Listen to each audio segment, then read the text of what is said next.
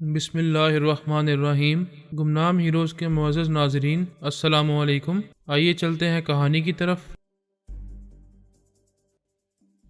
اس وقت تک منسٹر اور دوسرے آرمی افسر کو ذرا آرام آ گیا تھا۔ اس افسر نے ریوالور نکال کر کلاونتی کا نشانہ لیتے ہوئے کہا، تم کوئی جادو کر رہی ہو؟ جانتی ہو میں تمہیں کس طرح گولی ماروں گا؟ دیکھو اس طرح۔ یہ کہتے ہی اس نے منسٹر کی ٹانگ پر فائر کیا۔ گولی لگتے ہی وہ اچھل کر فرش پر گر پڑا۔ شدید حیرانی کے باعث افسر کے ہاتھ سے ریوالور چھوٹ گیا۔ دونوں افسران جلدی سے آگے بڑھ کر اسے سنبھالنے لگے۔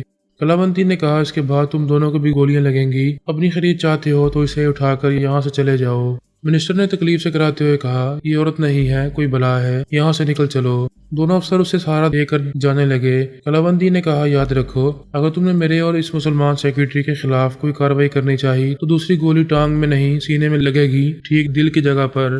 وہ کوئی جواب دیے بغیر وہاں سے چلے گئے۔ ایشورا نے کہا، اتنی بڑی دنیا میں کوئی عورت ایک مرد کے بغیر صحیح سلامت نہیں رہ سکتی۔ ذرا سوچو، میں نہ ہوتا تو تمہارا کیا انجام ہوتا؟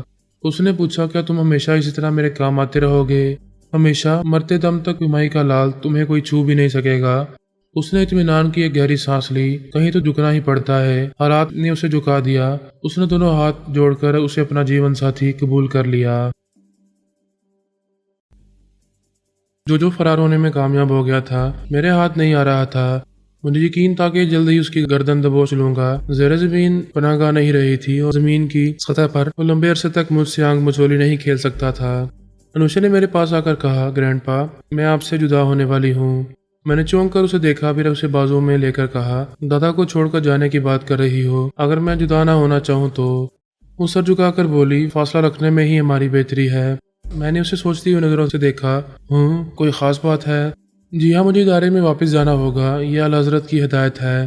میں نے گہری سانس لے کر کہا، اس کا مطلب ہے میری زندگی میں پھر کوئی بڑی تبدیلی آنے والی ہے؟ وہ بولی، ممکن ہے ایسی ہی کوئی بات ہو۔ میں اتنا ہی جانتی ہوں کہ آپ کی سیکیورٹی کے لیے میرا ساتھ رہنا ضروری نہیں رہا ہے۔ میں نے سر ہلاتے ہوئے کہا، بات کچھ سمجھ میں آ رہی ہے۔ جو نے پہلی بار سیارے سے آ کر جس زور و شور سے اچانک ہی حملہ کیا تھا، اس وقت میرا روپوش ہونا اور اپنی موت کا ناٹک کھیلنا ضروری ہو گیا تھا۔ اب اس کا زور ٹوٹ چکا ہے۔ اس کے پاس ٹریسنگ مشین تھی، اب وہ نہیں رہی۔ آئندہ جب ایسا کوئی خطرہ پیش آئے گا تو دیکھیں گے کہ اعلیٰ حضرت ہمارے لیے کیا کرتے ہیں۔ میں نے اس کی پیشانی کو چوم کر کہا، مجھے اپنی پوتی پر فخر ہے۔ جاؤ بیٹی، ویسے میں تمہیں بہت مس کروں گا۔ اور گرینڈ پا، میں بھی آپ کو بہت مس کروں گی۔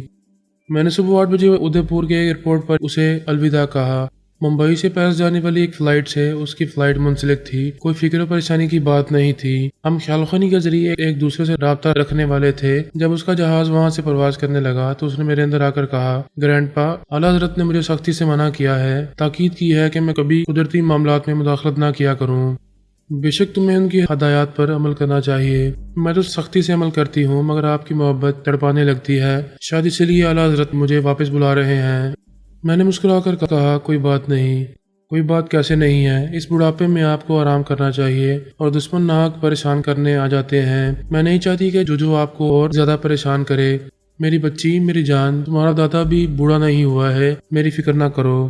نہیں کروں گی، مگر جاتے جاتے یہ ضرور بتاؤں گی کہ جو ممبئی میں ہے وہ کل رات پننا بائی کے کوٹھے پر ملے گا۔ او گاڈ، تم نے ہدایت کے خلاف مجھے اطلاع دی ہے۔ سوری گرینڈ پا، میں اپنے دل سے مجبور ہوں۔ اوکے، فی امان اللہ۔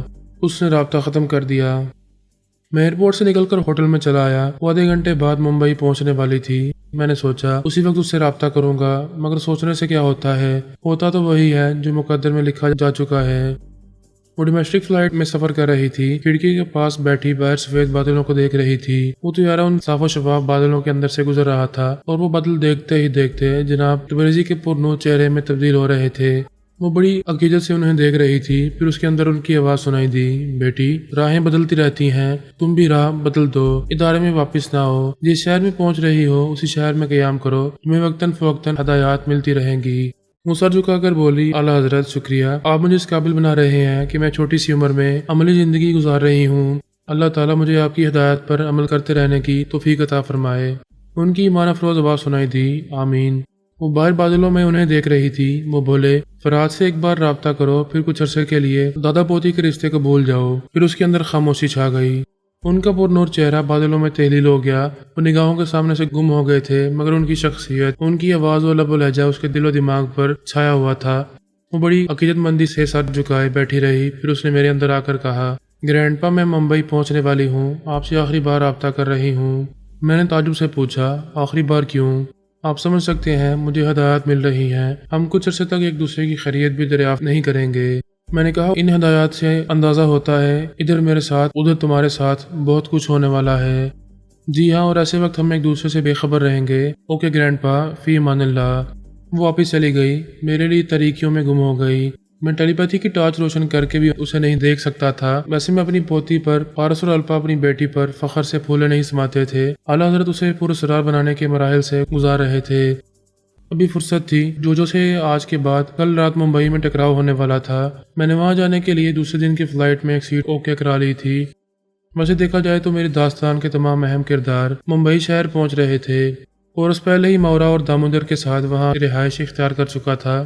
ایشورا اپنی کلاونتی کے پاس آتا جاتا رہتا تھا، انوشے وہاں قیام کرنے والی تھی، اور میں بھی وہیں پہنچنے والا تھا۔ وہ شہر دوستوں اور دشمنوں کی آماج گاہ بن چکا تھا، مگر یہ 12 مسالے کی چاٹ ذرا پھیکی تھی۔ اب اس میں ذرا اور نمک شامل ہو گیا، چٹخارا بڑھ گیا۔ وہ ایسے کہ ثنا بھی ممبئی پہنچ گئی۔ میں نے پچھلی بار اپنا نام ظاہر کیے بغیر اسے SMS کے ذریعے بتایا تھا کہ جوجو راجستھان کے علاقے میں کہیں ہے۔ یہ سنتے ہی وہ انڈیا چلی آئی تھی۔ اسے امید تھی کہ وہ جوجو کو تلاش کرتے کرتے مجھ تک پہنچ جائے گی۔ اگرچہ میں نے اجنبی بن کر اس سے رابطہ کیا تھا، لیکن اس کا دل کہہ رہا تھا کہ وہ اجنبی میں ہی ہوں۔ کیونکہ مجھے اپنوں سے دور رہنے کی ہدایات دی گئی تھیں، اس لیے میں نے SMS کے بہانے اسے رابطہ کیا تھا۔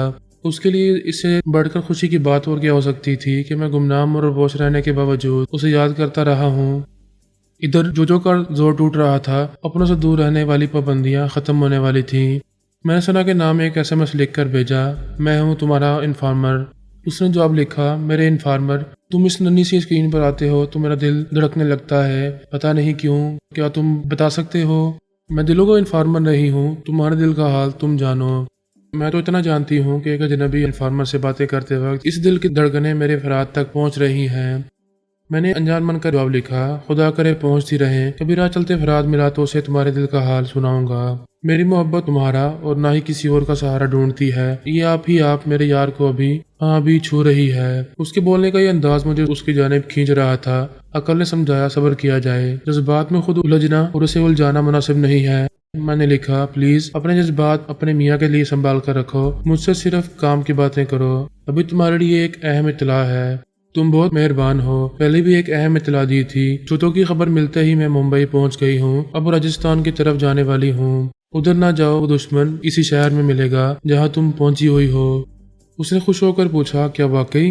ہاں، ایک اور اہم اطلاع ہے، جوجو کی زیر زمین پناہ گاہ تباہ ہو چکی ہے۔ ابھی وہ ایک لمبے عرصے تک ایسی دوسری پناہ گاہ بنانے میں ناکام رہے گا اور یہاں کے مختلف علاقوں میں بھٹکتا رہے گا، اور تمہاری انفارمیشن کے مطابق وہ اسی شہر میں بھٹک رہا ہے۔ میں اسے ڈھونڈ نکالوں گی۔ جب تم اتنی معلومات رکھتے ہو تو یہ بھی جانتے ہوگے کہ وہ اس شہر میں کہاں مل سکتا ہے۔ سوری، میں نہیں جانتا۔ تم اچھے انفارمر ہو، چاہو تو ایک صحیح اطلاع دے سکتے ہو۔ جو بات مجھے معلوم ہے اسے نہیں چھپاؤں گا، میں پورے یقین سے کہتی ہوں وہ بات تمہیں معلوم ہے تو پھر پوچھو۔ دیکھو، تم نے وعدہ کیا ہے نہیں چھپاؤ گے، اس لیے پوچھ رہی ہوں، کیا تم بھی اسی شہر میں ہو؟ میں اس وقت ادے پور میں تھا، اس لیے میں نے کہا نہیں۔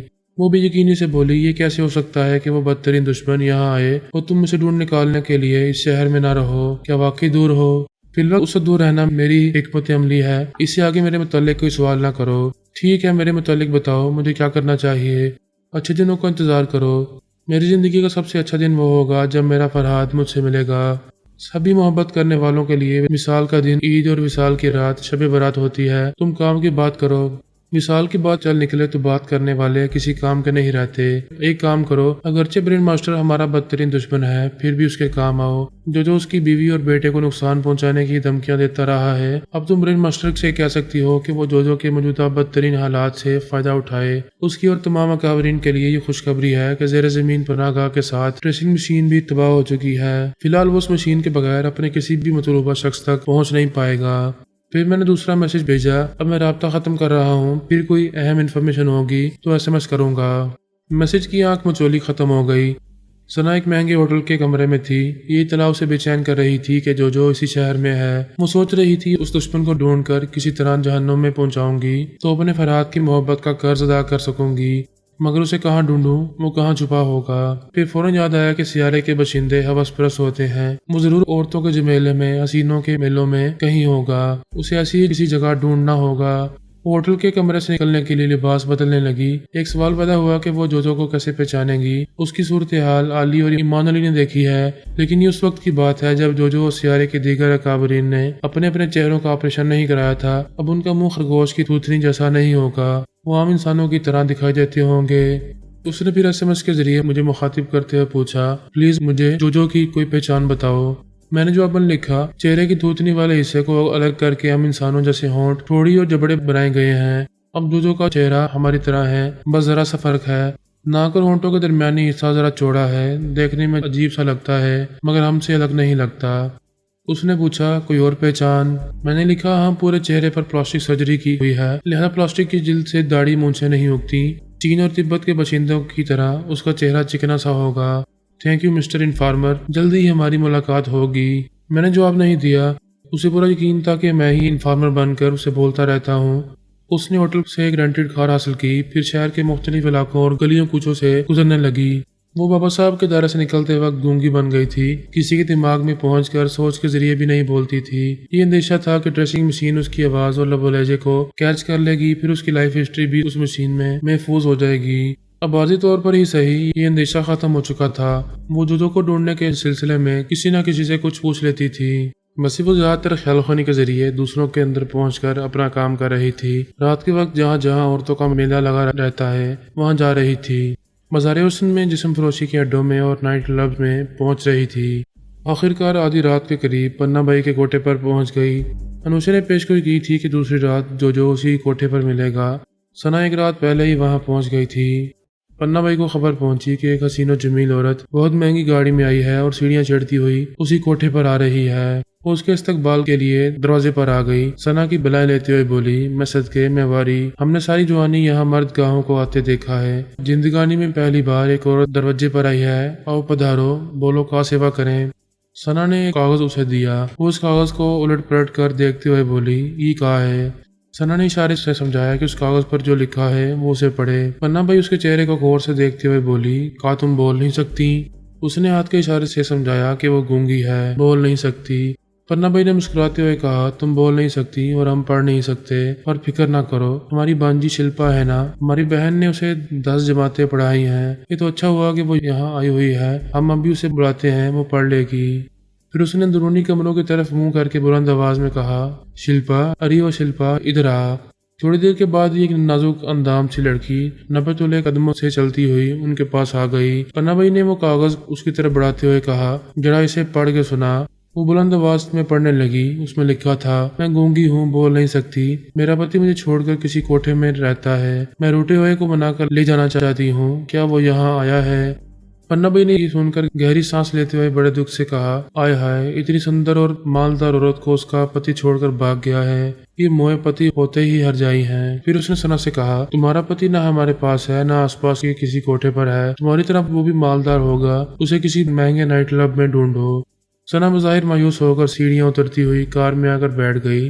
पन्ना भाई के चोर ख्यालात ने बताया कि एक शख्स पिछली रात कोठे पर आया था। वो बहुत मालदार था, उसके पास सोने की ईंटें थी, इसलिए पन्ना भाई ने उसे अपने एक कमरे में पनाह दी थी और अपनी एक सुंदर बेटी को उसके हवाले किया था। वो नहीं चाहती थी कि इतनी मालदार असामी हाथ से निकल जाए, लिहाजा उसने सना को टरखा दिया था। वो कार में बैठ गई और फिर उसे ड्राइव करती हुई आगे जाकर रुक गई। पन्ना भाई की सोच ने चौंका दिया था कि उस शख्स के पास सोने की ईंटें हैं। सना ने बाबा साहब के दायरे में रहकर मालूमात हासिल की थी कि उन सियारे वालों के पास इस दुनिया की कोई करेंसी नहीं है, सिर्फ सोने की ईंटों और हीरे जवाहरात का जखीरा होता है, जिनकी एवज वो इस दुनिया की करेंसी हासिल करते हैं। फिर पन्ना भाई की सोच ने बताया कि उस शख्स का चेहरा कुछ अजीब सा है, नाक और होंठों का दरमियानी फासला कुछ ज्यादा है और उसकी दाढ़ी मूंछें भी नहीं है। यूं पूरी तरह तस्दीक हो गई कि वही जोजो है। इस वक्त वो कोठे पर मौजूद नहीं था। पन्ना भाई की बेटी नमो के साथ गोवा गया हुआ था। इसे कहते हैं मुकद्दर की हेरा फेरी। वो सना के हाथ आते आते दूर हो चुका था। वो उसका पीछा छोड़ने वाली नहीं थी। उसने पन्ना भाई के दिमाग पर कब्जा जमाया। ये मालूम किया कि उसकी बेटी नमो की एक वीडियो कैसेट है जो उसकी सालगिरह की तकरीब में बनाई गई थी। पन्ना भाई सना की मर्जी के मुताबिक उसे वीसीआर में लगाकर देखने लगी। टीवी स्क्रीन पर नमो हंसती बोलती दिखाई दे रही थी। سنا اس کی آواز اور لب و لہجے کو گرفت میں لے کر خیال خانی کی پرواز کرتی ہوئی نمو کے اندر پہنچ گئی۔ وہ جوجو کے ساتھ گوا کے شہر ماپسا میں تھی۔ وہ دونوں دریائے منداوی کے کنارے ایک بنگلے میں عیش کر رہے تھے۔ سنا نے اپنی کار کی ٹینکی فل کرائی، پھر ممبئی سے 594 کلومیٹر دور گوا کی سمت جانے لگی۔ اب سے پہلے میں 3 بہنوں کے دماغوں میں رہ کر جوجو اور اس کے ساتھیوں کی مصروفیات پر نظر رکھتا تھا۔ یہی موقع سنا کو مل رہا تھا۔ وہ نمو کے اندر رہ کر اپنے شکار پر نظریں رکھے ہوئے تھی۔ یہ نہیں جانتی تھی کہ جوجو نے بھی اپنے طور پر حفاظتی انتظامات کیے ہوئے ہیں۔ اس نے پچھلی رات کوٹھے میں آ کر پنا بھائی اور نمو پر تنویمی عمل کر کے انہیں اپنی معمولہ اور تابعدار بنا لیا تھا۔ ان ماں بیٹی نے اس کے بیگ میں سونے کی اینٹیں اور ہیرے جواہرات دیکھے تھے، مگر اپنے گنڈوں کے ذریعے اسے لوٹ نہ سکیں، کیونکہ دونوں اس کی تابعدار بن چکی تھیں، اپنے عامل کو نقصان نہیں پہنچا سکتی تھیں۔ جوجو گوا آنے کے بعد بھی ہر 2-4 گھنٹوں کے بعد پنا بھائی کے دماغ میں جاتا آتا رہتا تھا، اس کے خیالات پڑتا رہتا تھا۔ وہ مجھ سے بری طرح خوفزدہ تھا، یہ دیکھ چکا تھا کہ میں اچانک موت کی طرح کہیں سے بھی آ کر دشمنوں کی شہرک تک پہنچ جاتا ہوں۔ اس نے رات کو سونے سے پہلے پنا بھائی کے خیالات پڑے، پھر ایک دم سے ہڑبڑا کر اٹھ بیٹھا۔ پنا بھائی کی سوچ کہہ رہی تھی کہ آج رات 10 بجے ایک حسین اور مالدار عورت قیمتی گاڑی میں وہاں آئی تھی۔ وہ گونگی تھی اور اپنے ہر جائی پتی کو تلاش کر رہی تھی۔ جوجو نے اس کے اندر سوال پیدا کیا کہ اس نے اپنے پتی کا حلیہ بیان کیا تھا۔ پنا بھائی کی سوچ نے کہا نہیں، وہ گونگی تھی۔ اس نے تحریر کے ذریعے اپنے پتی کے بارے میں پوچھا، پھر یہاں سے چلی گئی۔ کیا آج سے پہلے بھی کوئی کسی کو تلاش کرتا ہوا کوٹھے پر آیا تھا؟ نہیں، پہلی بار ایک عورت اپنے پتی کے بارے میں پوچھنے آئی تھی۔ وہ بے چین ہو گیا، اس کے اندر اندیشے سر اٹھانے لگے تھے۔ اس سوال چبھ رہا تھا کہ پنا بھائی کے پاس کوئی عورت واقعی اپنے پتی کی تلاش میں آئی تھی یا فراد اس عورت کو الاکار بنا کر اسے ڈھونڈتا پھر رہا ہے۔ اس نے سر گھما کر نمو کو دیکھا، وہ تھک ہار کر اس کے پہلو میں گہری نیند سو رہی تھی۔ عقل نے سمجھایا کوئی خطرہ مول نہیں لینا چاہیے، اس عورت کا بھوکا ہو کر یہاں پڑا رہوں گا تو دھوکا کھا جاؤں گا۔ مجھے نمو سے دور رہ کر خیال خوانی کے ذریعے معلوم کرنا چاہیے کہ آگے کیا ہونے والا ہے۔ وہ اپنا سفری بیگ اٹھا کر دبے قدموں چلتا ہوا اس بنگلے سے باہر چلا آیا۔ وہ ایک رینٹڈ کار میں نمو کے ساتھ وہاں آیا تھا۔ اسی کار میں بیٹھ کر ممبئی کی سمت واپس جانے لگا۔ ادھر سے سنا کار ڈرائیو کرتی آ رہی تھی۔ وہ باگا کے پیٹرول پمپ پر رک کے فیول ڈلوانے لگی۔ اسی وقت جوجو دوسری طرف سے آ کر اپنی کار کی ٹینکی فل کروانے لگا۔ دونوں کی گاڑیاں ایک دوسرے کے سامنے کھڑی ہوئی تھی۔ وہ ونڈ سکرین کے پار ایک دوسرے کو بالکل آمنے سامنے دیکھ سکتے تھے، لیکن دونوں گاڑیوں کے اندر لائٹ بجھی ہوئی تھی۔ تاریکی میں صورتیں واضح طور پر دکھائی نہیں دے رہی تھیں۔ یوں کہنا چاہیے کہ وہ مقدر کی مرضی کے بغیر ایک دوسرے کو دیکھ نہیں سکتے تھے۔ سنا اس کے چہرے کی جھلک دیکھ لیتی تو شاید پہچان لیتی، لیکن انوشے پیشگوئی کر چکی تھی کہ جو مجھے دوسری رات پنا بھائی کے پاس ملے گا۔ اس کی پیشگوئی اٹل تھی، وہ میرے ہی ہاتھ لگنے والا تھا، اس لیے سنا اپنے قریب سے گزرنے والے شکار کو دیکھ نہ سکی۔ وہ بار بار نمو کے اندر جا رہی تھی اور اسے گہری نیند میں پا رہی تھی۔ جوجو کے لیے سب سے پریشان کن مسئلہ یہ تھا کہ کمیونیکیشن مشین کے بغیر سیارے کے غابرین سے کس طرح رابطہ کرے۔ خیال خوانی کی لہریں وہاں تک پہنچ نہیں پاتی تھیں۔ اس کی معلومات کے مطابق ایشورارا کبھی کبھی زمین پر آتا تھا، مگر یہ علم نہیں تھا کہ وہ کب آتا ہے اور کب جاتا ہے، اس لیے وہ ہر 4-6 گھنٹوں کے بعد اس کے دماغ میں پہنچنے کی کوشش کرتا تھا۔ ہر بار سوچ کی لہریں واپس آ جاتی تھیں، جس کا مطلب یہ ہوتا تھا کہ وہ زمین پر نہیں ہے، سیارے میں ہے، اور وہ ایسا بھی نیاز رہتا تھا کہ جو وغیرہ سے خود کبھی رابطہ نہیں کرتا تھا۔ بس ایک ہی صورت تھی کہ وہ زمین پر آئے گا تو اس کا مسئلہ حل کرے گا، یا سیارے کے لوگ جب یہ دیکھیں گے کہ کمیونیکیشن مشین سے رابطہ نہیں ہو رہا ہے اور جو کی خبر نہیں مل رہی ہے تو وہ ایشورارا کے پاس جا کر تشویش ظاہر کریں گے، تبھی اسے رابطہ کیا جائے گا اور اس کے مسائل حل کیے جائیں گے۔ اس نے دوبارہ کار ڈرائیو کرتے ہوئے خیال خوانی کی پرواز کی تو خوشی سے اچھل پڑا۔ ایشورارا کے دماغ میں جگہ مل رہی تھی، اس کا مطلب یہ تھا کہ وہ زمین پر پہنچا ہوا ہے۔ وہ اپنی کار کو سڑک کے کنارے روکتے ہوئے بولا، اے ایشورارا، میں بری طرح برباد ہو گیا ہوں، گوا اور جانا مارے گئے ہیں، زیر زمین پناہ گاہ ہماری تمام غیر معمولی مشینوں کے ساتھ تباہ ہو گئی ہے۔ فرحاد نے مجھے اس حال کو پہنچایا ہے کہ میں اس سے جان بچانے کے لیے چھپتا پھر رہا ہوں، کیونکہ مجھے کوئی مستقل محفوظ پناہ گاہ نہیں مل رہی ہے۔ ایشورارا کو یہ اطلاع شاک پہنچا رہی تھی۔ اس نے ایرانی سے پوچھا، کیا فرحاد نے ایسا کیا ہے؟ وہ تم لوگوں تک کیسے پہنچ گیا تھا؟ وہ بولا، ایشورارا، تم سے کوئی بات چھپی نہیں رہتی، تم یوکا جانے والوں کے اندر کی باتیں بھی جان لیتے ہو، اس لیے میں جھوٹ نہیں بولوں گا۔ ہم نے جن عورتوں کو داستہ بنا کر اس پناہ گاہ میں رکھا تھا، فرحاد ان کی تصویریں دیکھ کر ان کے دماغوں میں پہنچ گیا تھا۔ پھر وہ تفصیل سے بتانے لگا کہ میں نے کس طرح گوا اور جانا کو ہوٹل میں قتل کیا تھا۔ ان دونوں کے بیگ کا سامان میرے پاس ہے، وہ ریموٹ کنٹرولر بھی ہیں جس کے ذریعے میں ان کی پناہ گاہ کو تباہ کر دیتا، یا ایک ننھی مشین کے ذریعے چور راستہ بنا کر اس پناہ گاہ کے اندر پہنچ جاتا اور ان تمام غیر معمولی مشینوں کا راز معلوم کر لیتا۔ لہٰذا جوجو نے اپنے ریموٹ کنٹرولر کے ذریعے اس پناہ گاہ کو خود ہی تباہ کر دیا تھا۔ ایشورا نے غصے سے کہا، تم پر اور تمہارے مرنے والے ساتھیوں پر لعنت ہے۔ ہم پوری زمین کے حکمران بننا چاہتے ہیں۔ اس مقصد کے لیے ہی وہ زیر زمین سیٹ اپ قائم کیا گیا تھا۔ وہ پناہ گاہ ہماری بنیاد تھی۔ تم تینوں نے عورتوں کی ہوس میں اس بنیاد کو تباہ کر ڈالا۔ اے ایشورا، میں شرمندہ ہوں، اپنی غلطیوں کی معافی چاہتا ہوں۔ اتنا بڑا نقصان پہنچا کر معافی کی توقع کر رہے ہو؟ تمہیں تو ایسی سزا ملے گی کہ بنو راما کے دوسرے باشندے عبرت حاصل کریں گے۔ وہ سر جھکائے سن رہا تھا۔ ایشورا کہہ رہا تھا، تمام غیر معمولی مشینیں دو کی تعداد میں تھیں، اب بنو راما میں ایک کی تعداد میں رہ گئی ہیں۔ ان آخری مشینوں کو ہم زمین پر لا کر مزید نقصان نہیں اٹھانا چاہیں گے۔ یہ بات سمجھ میں آ گئی ہے کہ زمین والے لوہے کا چنا ہے، انہیں چباتے ہوئے دانت ٹوٹ رہے ہیں۔ ہماری رہی صحیح مشینیں یہاں لائی جائیں گی تو وہ بھی تباہ ہو جائیں گی۔ ہم ان سے محروم ہونا نہیں چاہیں گے۔ وہ بولا، ایشورا، تمہاری ذہانت، تمہاری طاقت لامحدود ہے۔ تم پھر ایسی مشینیں بنا سکتے ہو؟ ایسی مشینیں تو ہر حال میں تیار کرنی ہوں گی، لیکن اس کے لیے ایک طویل عرصہ درکار ہوگا۔ تم نے میری مشکلات بڑھا دی ہیں۔ تمہاری سزا یہی ہے کہ تم بے یار و مددگار اس زمین پر بھٹکتے رہو، تمہیں کہیں پناہ نہ ملے۔ رحم ایشورا، رحم۔ فرات تمہیں زندہ نہیں چھوڑے گا، وہ تمہارے تعاقب میں ہوگا۔ اگر تم اس سے سبقت لے جاؤ گے، اسے مار ڈالو گے، تو تمہاری غلطیاں بھی معاف کر دی جائیں گی اور تمہیں میرے خاص مصائب کا درجہ بھی حاصل ہوگا۔ وہ سر جھکا کر بولا، یہ میرے لیے بہت بڑا اعزاز ہوگا۔ میں اس دشمن کو ختم کرنے کے لیے اپنی تمام صلاحیتیں، تمام طاقتیں صرف کر دوں گا۔ ابھی تم سے تھوڑی سی مدد چاہتا ہوں۔ مجھے صرف اتنا بتا دو کہ فرات ابھی کہاں ہوگا۔ میں اچانک ہی اس کی شرک تک پہنچنا چاہتا ہوں۔